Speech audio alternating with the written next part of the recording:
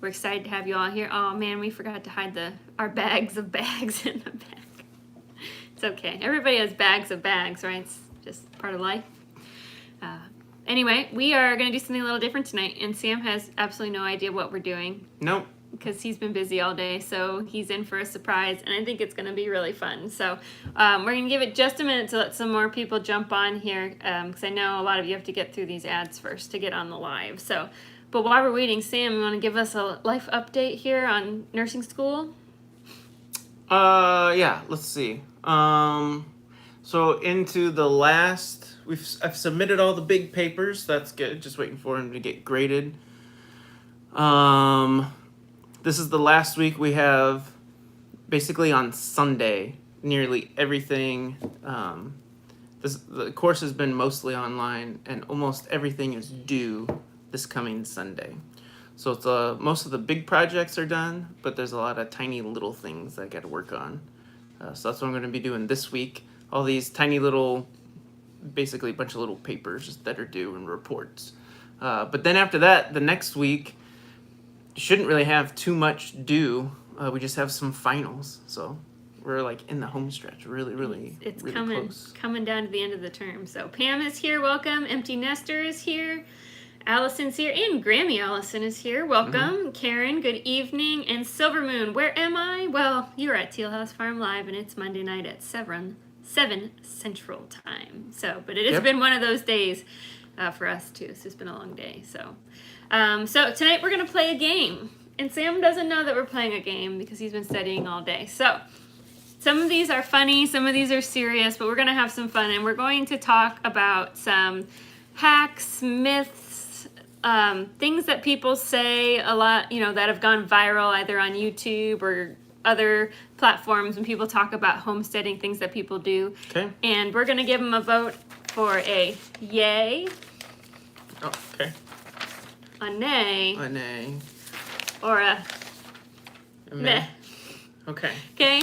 So this is meant to be fun, and you can absolutely disagree with us if you have had different life experiences with any of these things. So this will be fun. This is going to be fun. And like I said, some of these are more serious, and some of these are just kind of silly. I was going to put some really serious ones in here, but I decided I didn't want to make you work too hard after studying all day. This semester has been quick, Anne. So, and welcome, Jeanette, too. Thank you for joining us. All right, first, so you have to give us some thoughts, too, and I might pipe in. But let's start with a fun one. We do discussion afterwards. Okay. What are your thoughts on the homestead typical Amish look, which is the suspenders over wearing a belt? All right. This is what I'm going to say. I'm going to give it a meh. Because I think if you think it's cool and you want to wear it, I think that's really cool. Because I have suspenders that I haven't worn in a long time. But I think it is a really cool style. But I don't think you have to wear suspenders and have a beard to be a true homesteader. But it is a pretty cool look. Personal preference, though. Are suspenders better than belts when you're working? I would say no, but I've not had good work suspenders necessarily. Yeah, personal preference. That's right. I don't know if I've had the best work suspenders because I felt like when you're bending and twisting and moving a lot, I would have my suspenders fall down. Ooh, how embarrassing! Slide off the old shoulder. And so I kind of give it a meh, but I do like the look.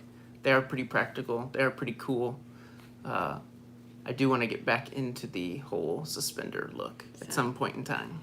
Yeah, Silverman says personal preference. So Grandpa Dan will tell you that he only wears suspenders, though, but I think that's because his big old Grandpa Dan belly makes the belt fall down, so some of his personal preference. Mrs. Peach is here. Thanks for joining us. Thanks for joining our live. All right, number 2, free-ranging your chickens as the best way to raise your chickens. I don't know. I'm probably going to be a meh on most of these. You're not an opinionated person? I am opinionated, but it depends on your setup, what you have. I would say I gotta give it another meh. Yeah, Pam gives it a meh too. Because if you have your chickens and your animals like a little bit a ways from your setup, then having them free range is great. Like if they kind of have their own space and they'll be out in the field, like on their own, they're not going to poop on your front porch constantly, or get in your barn or your shed or garage and just mess it up constantly, then I say that's awesome. But if they're right next door to you, right outside your back door or whatever, and they're free range, they will be all over everything and into everything. They will lay their eggs everywhere. It just makes it a little bit hard. So it is picturesque to see your chickens out in the field doing their thing, but it's not always practical. So I give it a meh. It can be a smiley face or a frowny face at times, but I give it a meh because it's not all it's cracked up to be. Looks like most people. Silver Moon agrees with you. Homestead Nana and Ann agree with you. And welcome, Lois. Thank you for joining us. Yeah. All right, are you ready? Mm-hmm. Ducks are better than chickens. Let's see. Just a second. Allison says, worried mine would get eaten or poo on the neighbor's bed. Yeah, Yes, you got to worry about your neighbors too. Ducks are better than chickens. Mom, can I use the bathroom? Yes, go use the bathroom, JJ. This is a tough one. Pam says no, no, no. She gives it no She gives it a questions frowny. asked. She gives it a Frowny frowny face. face. Ducks are not better than chickens. I think I gotta go meh again. I don't know. You're fired. I'm sorry. You needed. I don't know. Yeah, they both have their pluses and minuses. Exactly. That's the way I feel. Ducks have some great positives to them. Their biggest drawback is that they're so stinking messy. And if they find water, it's gross. But other than that, the ducks have great positives, I think. Their poo's a little grosser, too. It's kind of nasty. But I feel like ducks are super hardy. They lay all the way through winter. Some people might find their eggs to be a negative, but I like their them. eggs. Aren't they? We haven't really... We've discovered that they're harder to get trained to a coop. True? Sometimes. It just depends. Yeah, I don't know. They like to be outside. The ducks do, for sure. But, one more test today. Yeah, that's right. Sorry. What was I going to say? Now I forget. The ducks do eat a little bit more feed. They're pretty good at foraging, though, just like the chickens.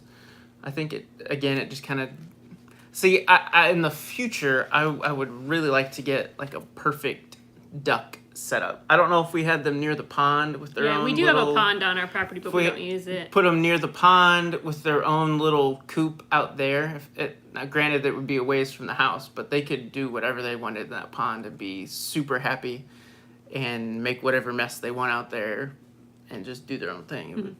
As long as they lay their eggs where we can find them, it would be great. So, I don't know. Still kind of... Okay, kind of. All right, I'll be definitive this time. I won't okay. use the meh. You can't one use this the meh time. this time. Okay, I'll pick a choice. Don't be looking up and down the list. You go Find to the a good one. Go to the next one, and then I'll defend my choice, whatever it is. Okay. How about...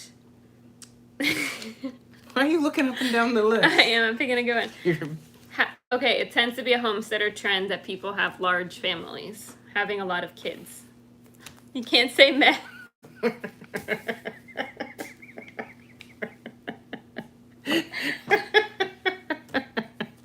I don't think I can pick meh on that one. I can't pick a frowny face either, but... Depends on the day, right? Yeah. It kind of does depend on the day.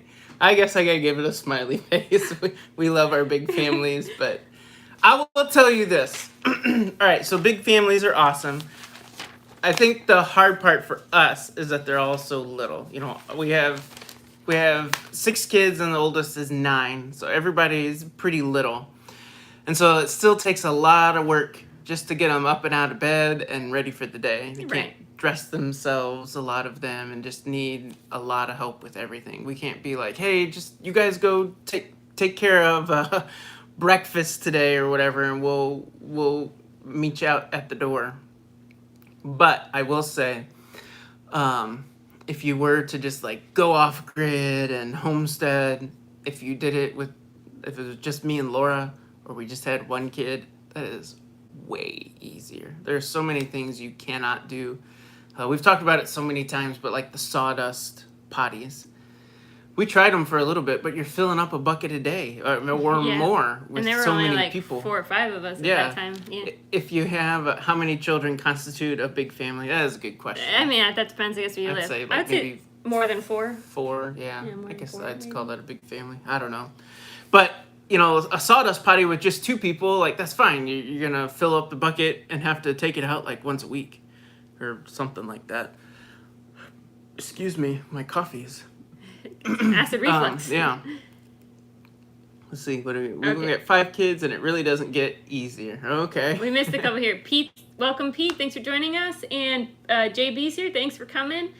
Lois said nay, and then Okay. Allison says we have 6, youngest Youngest 4, oldest 25. It is starting to get, I feel like we're just hitting the corner this year where it's starting to not feel so crazy every day because the oldest, 3 or 4. Say bye. Sure. We're not. We're not. We're not done, yet. but you can come say hi.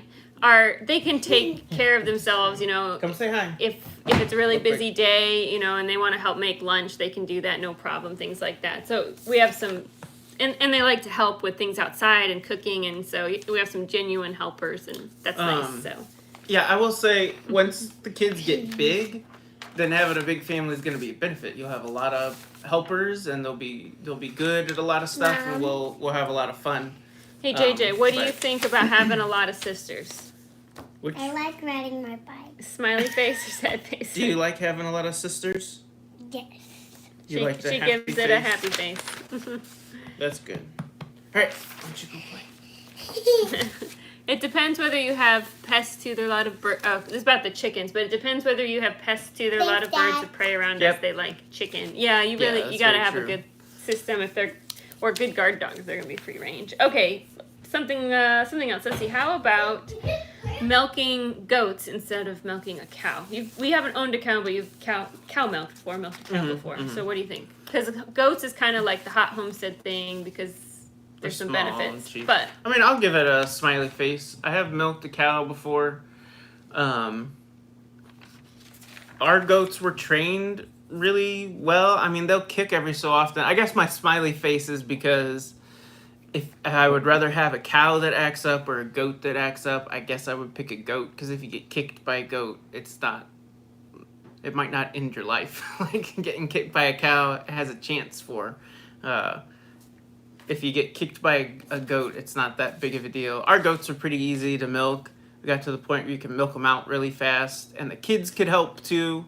And I know the kids can help with a cow and stuff. And like we want to get a milk cow at some point. So, but I give goats a smiley face for milking. They're pretty easy. Sometimes they can be a little bit of a stinker, but okay.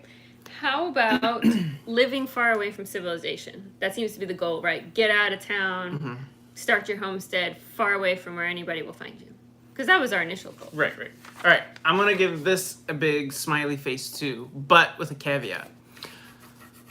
For like probably 90 or 95% of people, I think you can do it and it'll be great. It is tough for us because Annie has so many appointments. If Annie, she just had her surgery and then had to go to town 5 days a week for therapy, and town wasn't 10 minutes away. Town's 40 to 45 minutes away.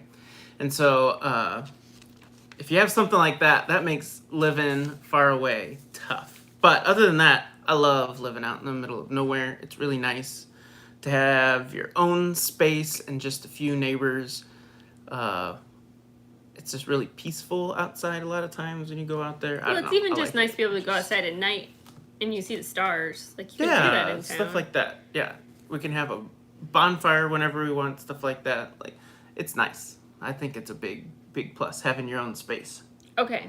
Now here's a hot one that comes up a lot. Fermenting your feed, especially for your chickens, but really any animal. Fermenting feed. I give it a frowny face. Ooh, I hear some typing on the other end Oh, from some yeah. of our viewers. I don't think that it's bad. I think it does give your chickens, like, it makes their feed easier to digest. It gives them good probiotics, so I think there are pluses to it, but I think it's more trouble than it's worth. A lot of people say that it helps with your feed cost, and it might a little bit, but it's not like it cut your, at least in my experience, it didn't cut our feed cost in half or anything drastic like that. And it can be quite a bit of work, especially in the winter. In the summer, it's not that big of a deal to fill water buckets and have your feed sitting in some water for a few days before you give it to your chickens. It's not that big of a deal. But in the winter, for us, without having like a insulated and heated garage, it's tough. Really tough to try and do that. Pam says it didn't work well in the winter. The feed freezes. Yeah. We just don't have anywhere to keep it. I think if you got one of those things, if you got like a perfect setup for it and it works well for you and you like doing it, then go for it. But I think for the most part, it's just a little bit, it's just another thing you got to do. For me, it was a little too much trouble. If it cut the feed in half, like your feed bill in half or something, then I think it would be, I would tell more people to do it, but it doesn't make that big of a difference. At least I know, for us anyway. All right, here's some quick ones. Facial hair. Oh, I need 2, but you gotta have facial hair. Either a mustache or a beard. My girls ask all the time if I'm gonna grow my big beard back, but if I did, it would be mostly like white and gray. So we just keep the mustache. Changed in a few years. We just keep the mustache so I don't look like I'm 55. We'll get there in time, I'm sure. Pete says, I feel like my sense of middle of nowhere has changed. I'd love to live further away. My family's not quite there yet. Yeah, we've had conversations like that before too. Because believe it or not, there are places we're in Missouri. There's places in Missouri that are 2-3 hours from town. Yeah, like I have family that lives in southern Missouri, and you're driving at times when we were growing up. I mean, you're like 2 hours down gravel road to get to their house. So I hear you on that. There is the middle of nowhere and the middle of nowhere. We're not quite there yet. No. Yeah, like what Pete says. Okay, Pete says everyone who visits feel like we're so far, and we really are. Yeah, we get that too. We like. We'll have people come out. I mean, I can get to a grocery store. We'll have like church friends or something like that come out, and they'll be like, "How do you guys? I just didn't realize you lived this far out. How do you guys do it?" Yeah, it is all relative. My classmates. So most of my classmates live in town where school is, so they're like 10 minutes away, maybe 15 at the most. And I live the furthest away. It takes me like an hour and 15 minutes to get to school. And there's some late nights and early mornings that we have for clinicals or, a quick turnaround where we'll have a late clinical and then class the next morning and stuff. There'll be things due. A lot of my classmates are like, I just don't know how you do it. How do you get back and forth like that? There's a lot of motivation. There's a lot of caffeine too. Yeah, that. I have like 7 people counting on me to get this done. So. Whisper says, blessings to you both and your beautiful children. I love seeing such great examples of how to raise children with love and happiness in the home. Well, thank you. That's very sweet of you. All right, another quick one. Okay. How about, you kind of touched on this, but the composting potty, because we were really gung-ho when we moved out here. And then we tried it. I mean, I'll give it a smiley face. Because if you don't have a big family, it works. Like, it legit works. And it doesn't smell, legitimately. Yeah, that's what I mean. That's, like, everyone's biggest concern is, does it smell? And it doesn't. Like, we used that solely for a little while. And it does not smell, and you can compost it. Like, it legit works. It's a true thing. It seems unbelievable, but it does work for both the poop and the pee. So I give it a big smiley face. But if you have a big family, you're going to have to get creative. I've seen some places like campgrounds where they actually, it's like an outhouse and it goes into a trash can that you dump stuff in. So there's some people that are creative, but that's a lot of lugging buckets around is what I say. All right, how about natural deodorant? Well, this is just personal experience. This is just me, but I sweat like you would not believe.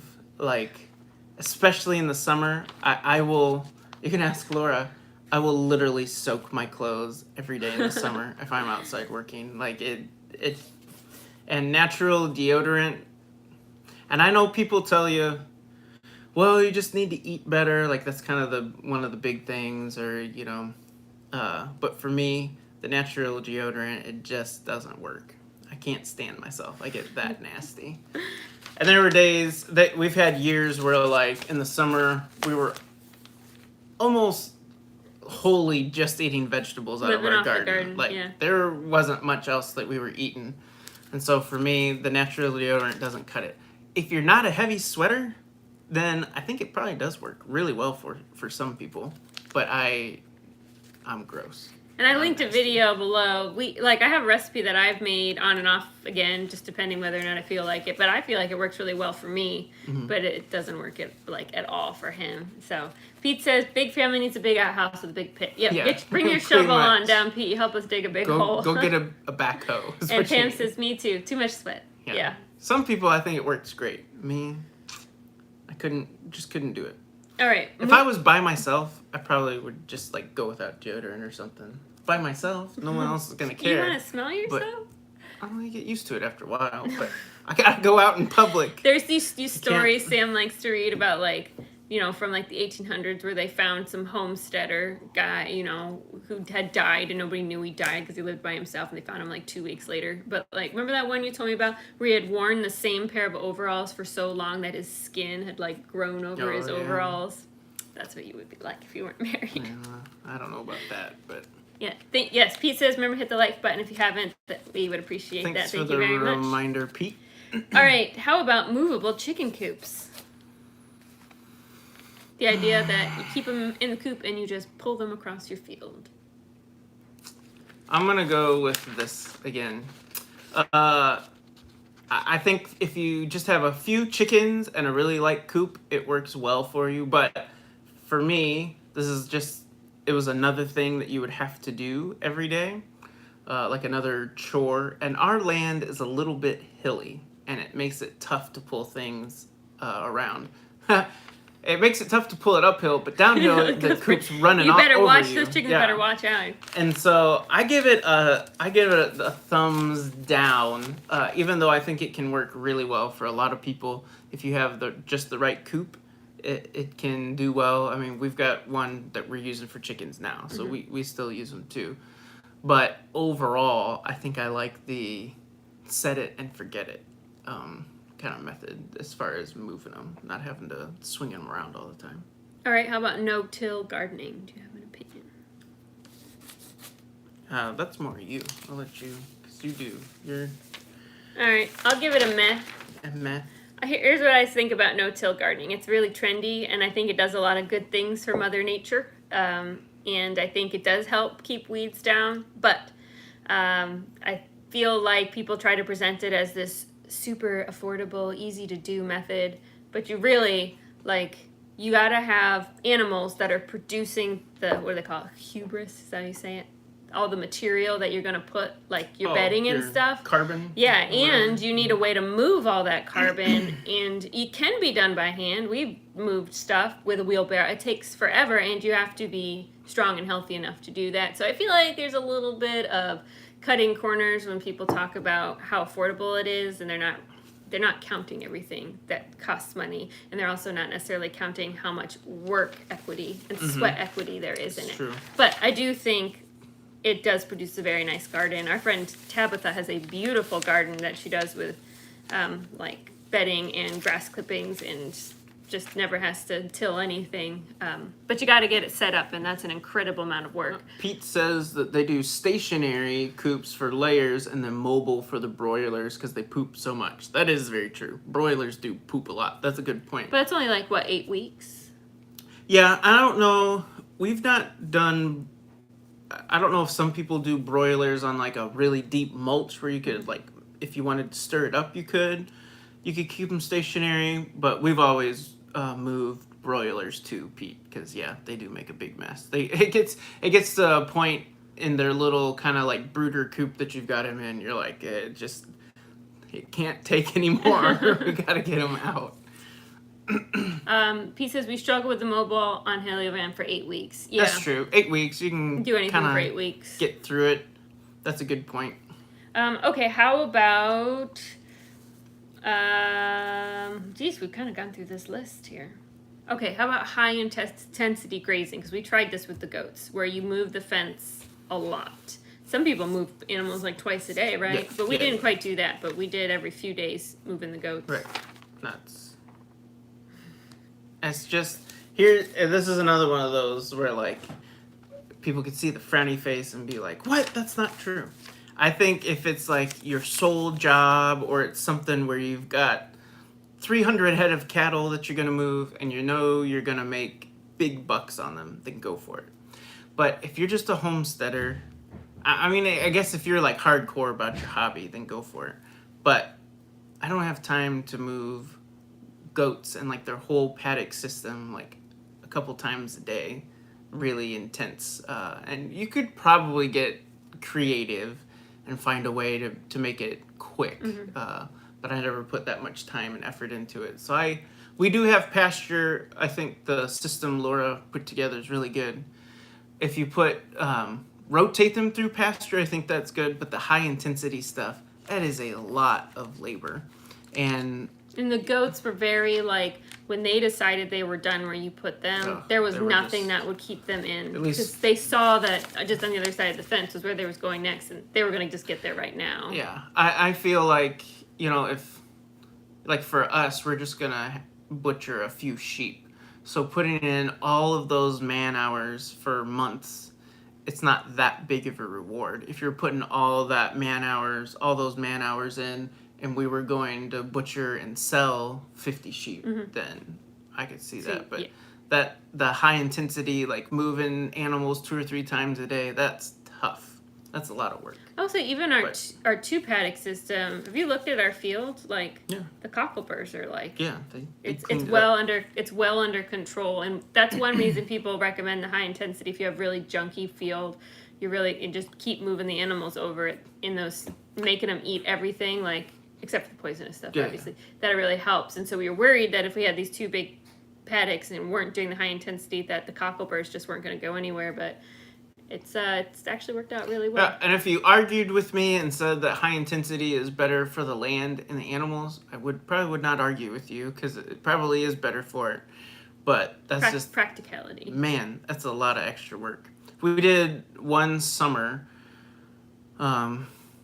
I just had one part-time job a few years ago, maybe 3 or 4 or 5 years ago, and we decided to get a bunch of broilers and sell them, and then a bunch of egg layers too. We're gonna kind of sort of dip our toe in starting a little farm business, and so we moved chickens twice a day, and all I had was a part-time job. And it wasn't like that was hard. It wasn't like that was difficult, but if I had a full-time job and was still trying to do that, like it'll get you after a while. All right, how about homeschooling your kids? Oh yeah, that's a homestead trend. Yeah, I think there's so many benefits to homeschooling your kids. I think the greatest benefit, in my opinion, with homeschooling your kids is that they can get their school done, and then they can work on hobbies and passions of their own. And I think like annoying one another. Yeah.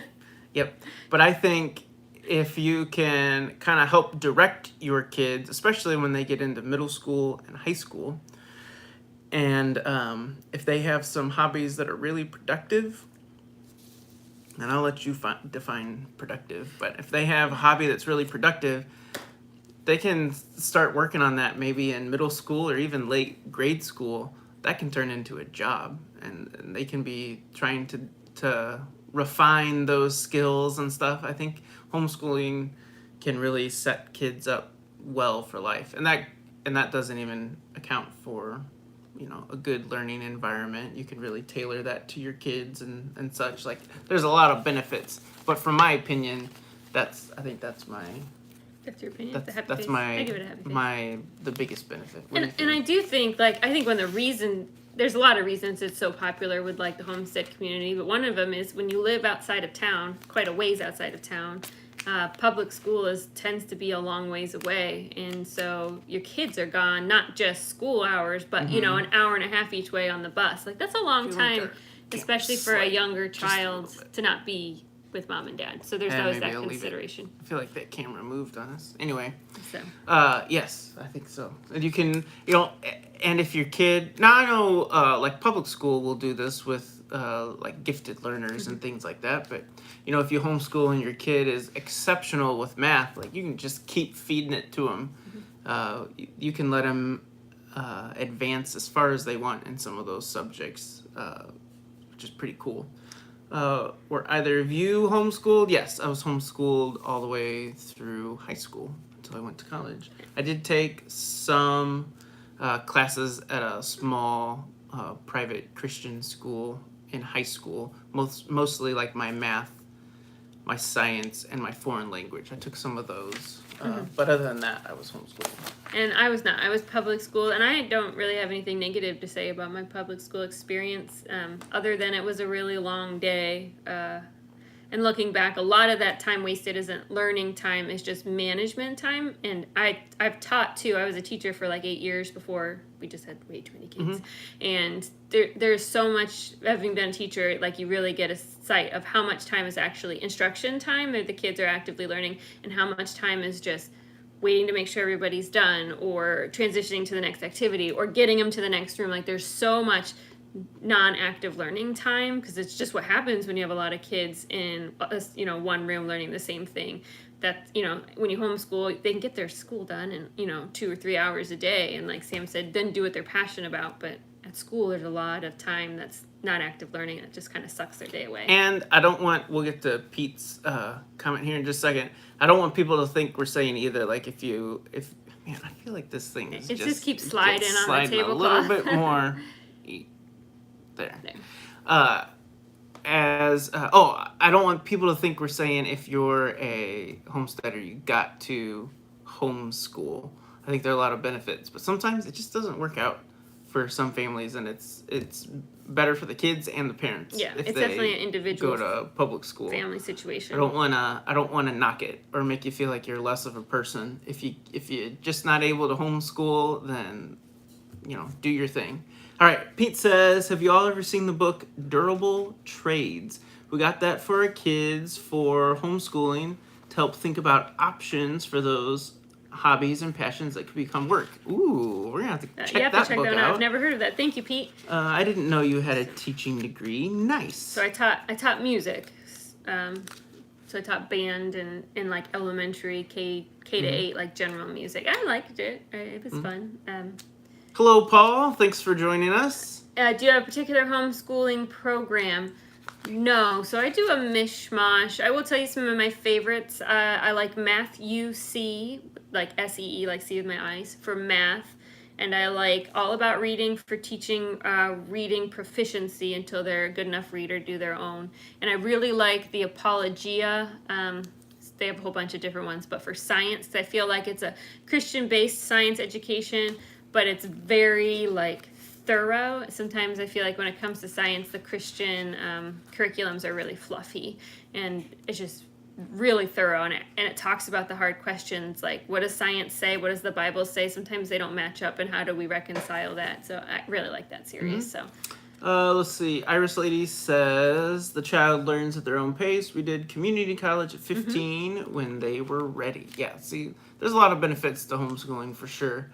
I think if you plan it out right and have a lot of foresight, you can really prepare your children for their future in life as they're outside the home. And Missouri actually has a really neat program that even homeschoolers are eligible for. It's called the A+ program that they can do in their high school age. And if they complete all the requirements of the program, which includes taking certain types of classes, even if it's at home, and some community service, they get 2 free years of community college in Missouri, which I just think that's really neat that they include homeschoolers, and really helps kids maybe take that next step if they want to go to college without just strapping themselves with tons I of had debt. a lot of friends that took advantage of that. I didn't, but there was a lot of people that did.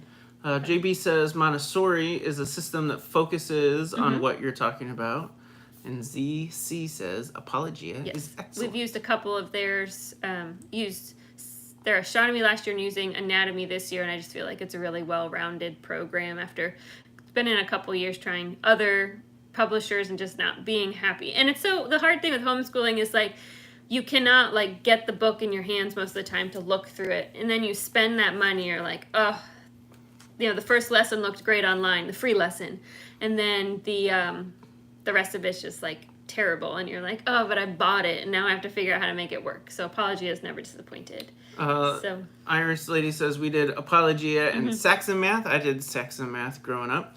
And Paul says, but alas, there is no C+ program. Yeah, Paul. They're just not including those kids, leaving them out. The C+ers and the B+ers. You gotta be A+. Okay, I'm gonna give you one more, and then we can call it good. You ready? Okay. Truly living off-grid.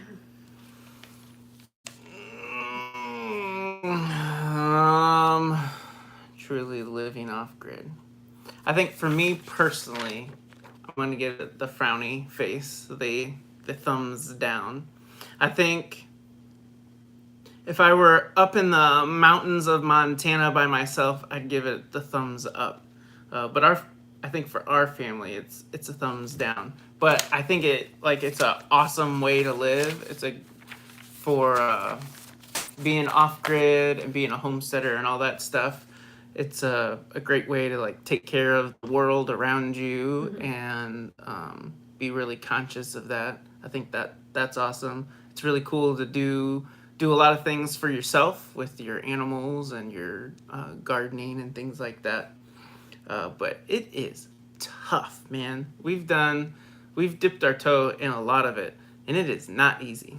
It's not for sissies. That's for sure. And it's tough. It gets monumentally harder the more people there are to take care of. Just the amount of water that you need if you don't have running water, like water is heavy. It's got to be brought in for cooking and cleaning and like everything. So what else was I gonna say? Yeah, it's tough. I say for us it's probably a no-go, but man, I really respect people that do it. I think it's awesome. And if things were way different, it might be something we do. Maybe once all the kids are out of the house and Laura and I retire, we'll get a cabin somewhere in the mountains and live off-grid. All right. Pete says, how to reconcile Christian teachings with what the world teaches could be a whole program on its own. That's true, too. I think that is another big reason why a lot of people homeschool, is to have a little bit more control over what their kids do or do not learn.